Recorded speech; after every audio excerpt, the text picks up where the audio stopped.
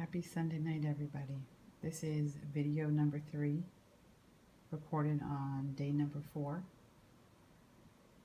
Day 3 of this video series was so incredibly intense for me that I had absolutely no time, energy, or even thoughts about videotaping the ceremonies that I did yesterday to survive the day. It has taken me 39 years to understand what it feels like to have only my own energy in my spiritual, mental, emotional, and physical energy field.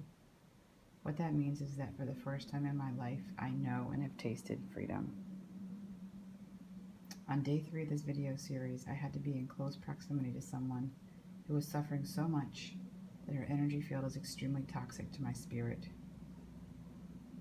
I normally keep great distance between myself and people like this, but I was forced to be near her for circumstances beyond my control.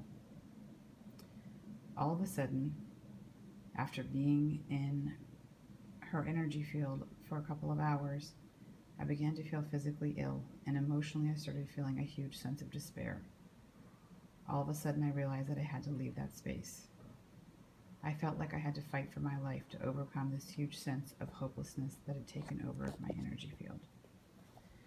The true beauty of what happened yesterday was that I finally recognized immediately when I had taken on someone else's energy.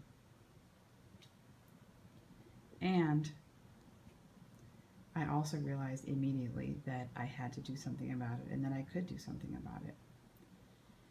The true power and beauty for me is that I am no longer willing to take on anyone else's stuff anymore for no reason.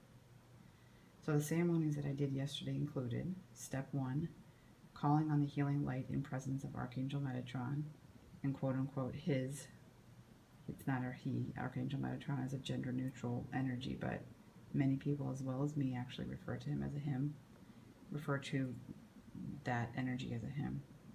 I called on the healing light in presence of Archangel Metatron and his Merkaba cube to clear away the toxic energy that had surrounded me. I began to feel immediately better once I said that prayer and made that request.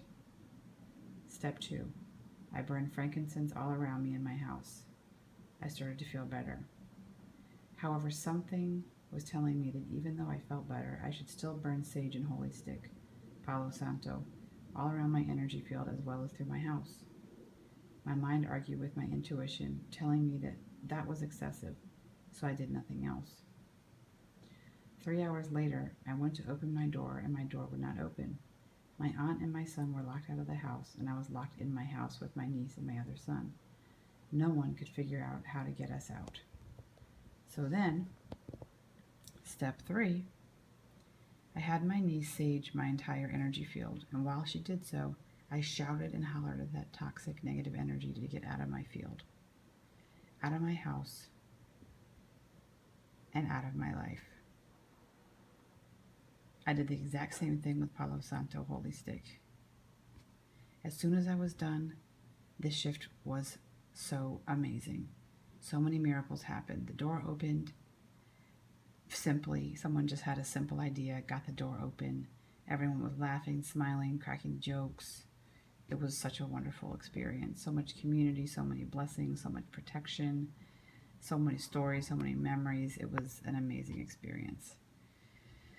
So it was such a day of truth and power for me because I realized that nothing is worth my energetic freedom, that my ability to be a healer, my ability to exist in a peaceful way in this world is dependent upon me following my intuition and knowing when I have taken something into my field and clearing it before it manifests negatively in my physical environment. So I just want to thank my ancestors, my spirit guides, and my highest self for all the learning that happened yesterday, that was facilitated yesterday, as well as all the blessings and the protection. So I just want to give thanks.